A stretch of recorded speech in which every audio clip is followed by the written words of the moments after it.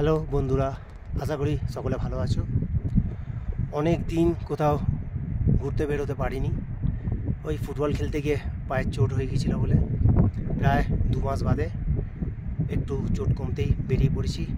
আজ চলে এসেছি একদম মহাদেবের কৈলাস পর্বতের পাদদেশে।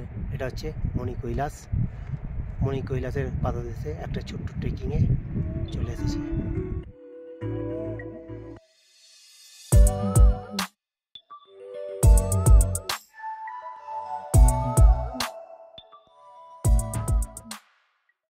আমার এই মণি কৈলাস পৌঁছানোর শুরুটা হয়েছিল হাওড়া স্টেশন থেকে, আর এই যাত্রাপথের সম্পূর্ণ বিবরণ আমি আপনাদের কাছে সম্পূর্ণরূপে তুলে ধরব কয়েকটি পর্বের মধ্যে দিয়ে। অনেকক্ষণ অপেক্ষা করার পর অবশেষে ওই যে দূরে ট্রেনের দেখা পাওয়া যাচ্ছে। প্রায় 20 মিনিটের ওপর লেট অলরেডি আছে।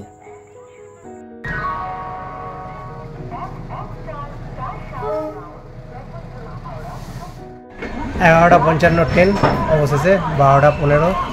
শুরুতেই 20 মিনিট লেট ছাড়লো আমাদের হিমগিরি এক্সপ্রেস। ট্রেন অনেক রাতে থাকায় ডিনার অলরেডি করেই এসেছিলাম। এবার শুধু সিট ঠিকঠাক হলেই শোবার পালা। ভোর রাত থেকেই নানা রকম আওয়াজ পাচ্ছিলাম। সকালে চোখ মেলে তাকিয়ে যা দেখলাম, দেখুন, বুঝতেই পারছিলাম না যে আমি রিজার্ভেশন কামরায় আছি না জেনারেলে।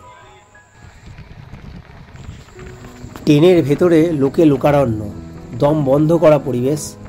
আর বাইরের দিকটা দেখলে মনে হচ্ছে হ্যাঁ, এই জন্যই আমি স্লিপার ক্লাসে ভ্রমণ করি। এত সুন্দর দৃশ্য এই কাঁচের জানলার মধ্যে দিয়ে দেখা যায় না। জানলা খোলা থাকলেই তবে এই ফুরফুরে হাওয়া আসছে আর দারুণ সুন্দর লাগছে আপাতত ট্রেন চললে। রাত্রি 12:15 গাড়ি ছেড়ে এখন সকাল 12:05 বাজে বক্সায় এসে পৌঁছেছি। বিহারের এই বক্সা স্টেশনটা হচ্ছে বিহারের শেষ প্রান্ত, শেষ স্টেশন। এরপর আরেকটু যাওয়ার পরে পড়বে হচ্ছে ইউপি, সেই জন্যই স্টেশনে একটু নামলাম।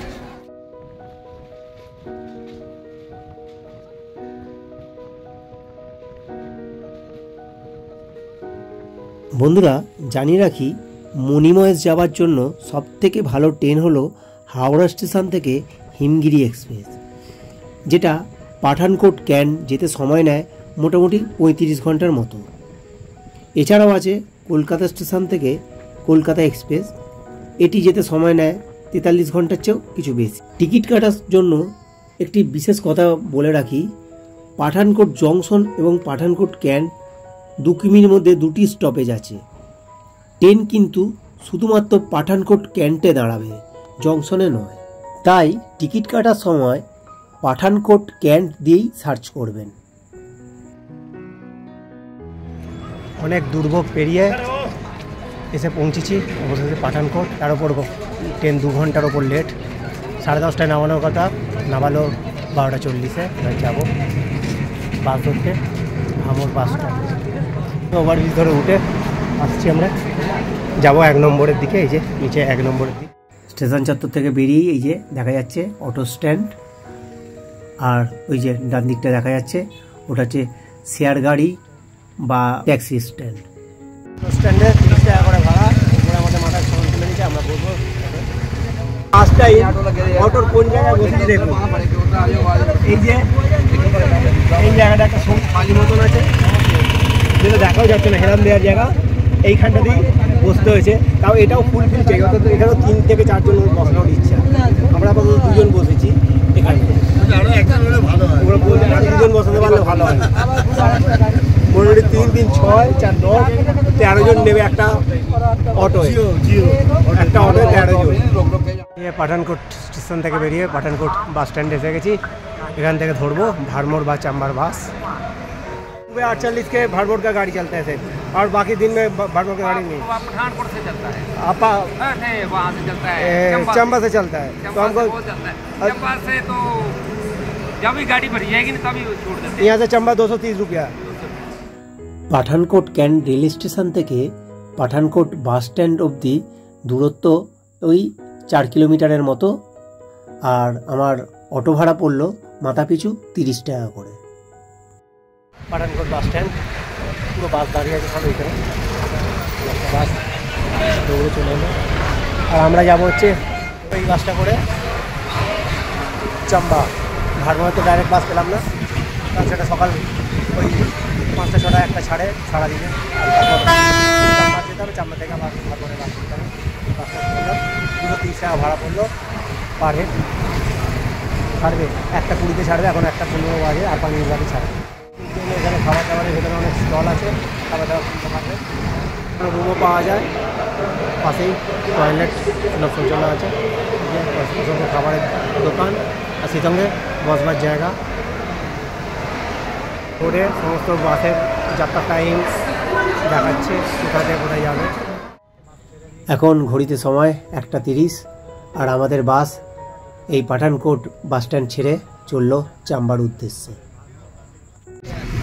রাস্তার ভিউ,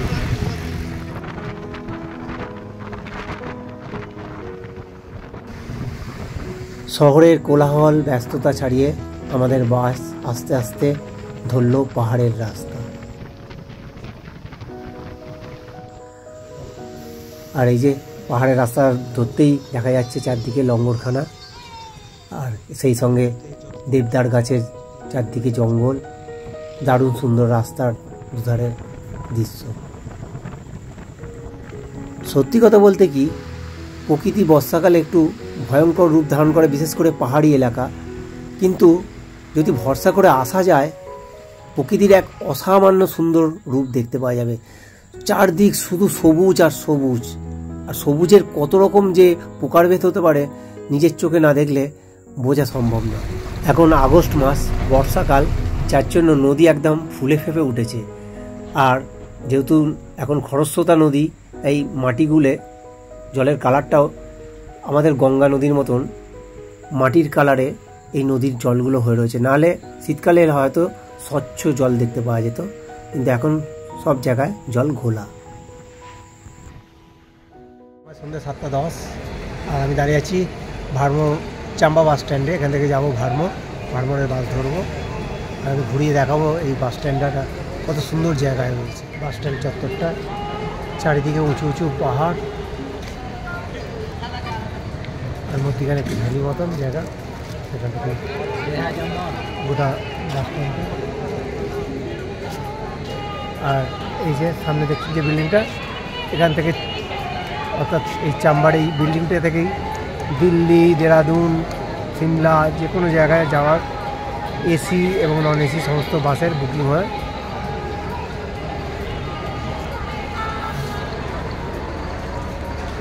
আমরা উঠবো ওই দূরের গ্রিন কালারের বাসটা, ওটা ভারমোর যাবে, ওই বাসটায় উঠবো। এখন দেরি আছে, 7:30টায় ছাড়বে, 7:10 বাজে, 20 মিনিট বাদে ছাড়বে। 8টায় ভারমোর থেকে ভারমোরে যাওয়ার উদ্দেশ্যে চাম্বা থেকে আমাদের বাস ছাড়লো।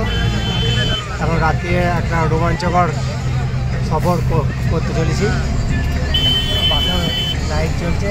অন্ধকারের বুক ছিঁড়ে এই পাহাড়ি রাস্তায় ছুটে চলেছে আমাদের বাস, তার হেডলাইটের ওই সামান্য আলোর জোরে। আর এই যে দূরে চারদিকে পাহাড়ে টিম টিম করে জ্বলছে সব বাড়ির আলোগুলি।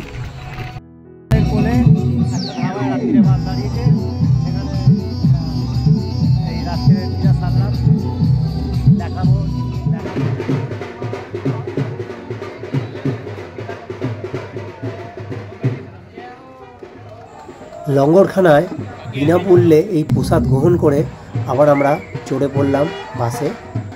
এবার বাস থামবে একেবারে ভারমোরে গিয়ে।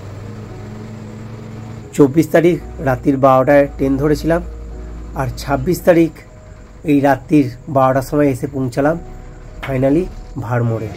এই যে ভারমোরের গেট, এটা কি সুন্দরভাবে সাজিয়েছে, আলোক করছে। 6টা বাজে, আকাশ এখনো মেঘেতে অন্ধকার হয়ে রয়েছে, কারণ বৃষ্টি পড়ছে। আর ভ্যালিতে মেঘগুলো কিরম বসে রয়েছে, একদম সুন্দরভাবে বসে রয়েছে। আর আমি আমার হোটেলের বারান্দা থেকে এই যে হোটেলটি দেখাবো, আর পুরো রাস্তায় দু সাইডেই হোটেল ভর্তি। আর এটা হচ্ছে আমাদের গুড মর্নিং বন্ধুরা, ভারমোড়ে পাহাড়ের কোলে এক সকাল। আজ আমরা যাত্রা শুরু করব মণিমহেশের উদ্দেশ্যে। তবে এই মণিমহেশ যাত্রা শুরু করার আগে নিয়ম আছে এখানে যে ভারমানি মাতার মন্দিরে পুজো দিয়ে তবেই এই যাত্রা করতে হয়, তাহলে এই যাত্রা সফল হয়। সেই জন্য আমরাও এবার বেরোবো ভারমানি মাতার মন্দিরে পুজো দিতে।